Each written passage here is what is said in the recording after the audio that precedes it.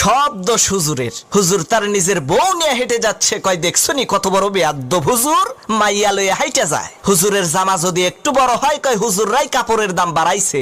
ছোট হইলে কয় টেডি হুজুর, পেট বড় হইলে কয় পরের বাড়ি খাইতে খাইতে পেটটারে জাহান্নামের তাগারি বানাইছে।